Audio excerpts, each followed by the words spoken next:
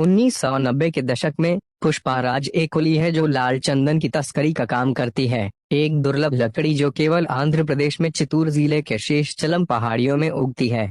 जब डीएसपी गोविंदप्पा जंगल में उन पर छापा मारते हैं तो पुष्पा छिप जाती है और स्टॉक वसूल कर लेती है, जिससे उसके नियोक्ता कोंडा रेड्डी का विश्वास जीत जाता है। लाल चंदन की तस्करी के लिए नए विचारों की मदद से वह जल्दी से रैंकों के माध्यम से ऊपर उठता है और कोंडा रेड्डी का साथी बन जाता है। लाल सैंडर्स सिंडिकेट का प्रबंधन करने वाले एक बेरहम डीलर मंगलम श्रीनु ने कोंडा रेड्डी को अपने 200 टन स्टॉक को सुरक्षित रखने का काम सौंपा। कोंडा के छोटे भाई जॉली रेड्डी को अक्षम माना जाता है। पुष्पा को काम दिया जाता है। गोविंदप्पा उन पर छापा मारने का प्रयास करते हैं, लेकिन पुष्पा ने सभी लोग को नदी में फेंक दिया, इसे जब्त होने से बचा लिया। एक पार्टी में पुष्पा सुनती है कि श्रीनु लकड़ी को उनके भुगतान की तुलना में बहुत अधिक दर पर बेच रहा है। वह कोंडा से उचित हिस्से की मांग करने के लिए कहता है, लेकिन श्रीनु के खिलाफ जाने से पीछे हटना जोखिम भरा लगता है। पुष्पा श्रीवली से मिलती है और तुरंत उसके प्यार में पड़ जाती है। उनकी सगाई के दिन उनके सौतेले भाई मोहन ने पुष्पा के वंश से इनकार किया क्योंकि उनका जन्म विवाह से हुआ था, जबकि उनकी मां आगामी हाथापाई में घायल हो गई थी।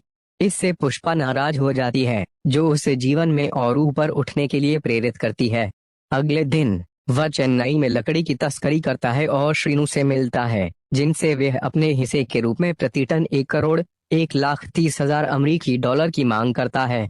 श्रीनु मना कर देता है और उसके आदमी उस पर हमला करते हैं, लेकिन पुष्पा उन पर हावी हो जाती है। इसके बाद वह स्वयं चेन्नई जाता है और 1.5 करोड़ 2 लाख अमेरिकी डॉलर प्रति टन के हिसाब से लकड़ी बेचने का सौदा करता है, जिसे कोंडा और पुष्पा समान रूप से साझा करने के लिए सहमत होते हैं। जॉली श्रीवली को उसके पिता को बंदी बनाकर उसके साथ एक रात बिताने के लिए ब्लैकमेल करती है। गुस्से में पुष्पा ने जॉली को बुरी तरह पीटा, अस्थायी रूप से उसे लकवा मार गया।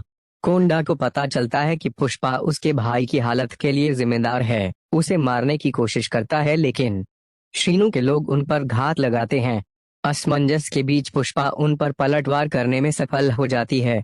कोंडा मारा जाता है, लेकिन पुष्पा कोंडा के भाई जकर रेड्डी को बचा लेती है।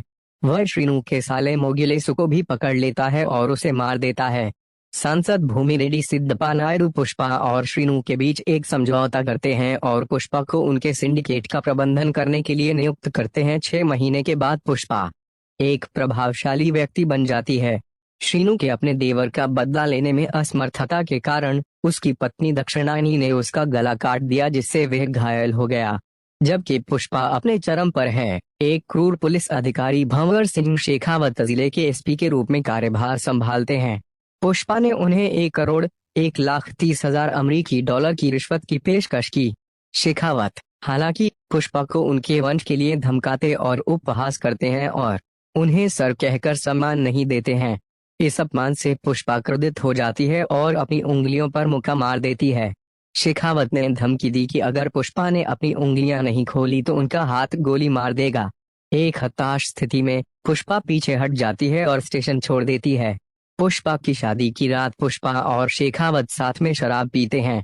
उनकी पहली मुलाकात में उनका उपहास कैसे हुआ, इस पर अवमानना व्यक्त करते हुए पुष्पा शेखावत की रिवॉल्वर लेती है और खुद को अपने हाथों में गोली मार लेती है। वह शेखावत पर कपड़े उतारने का दबाव डालता है, जबकि वह भी ऐसा ही करता है।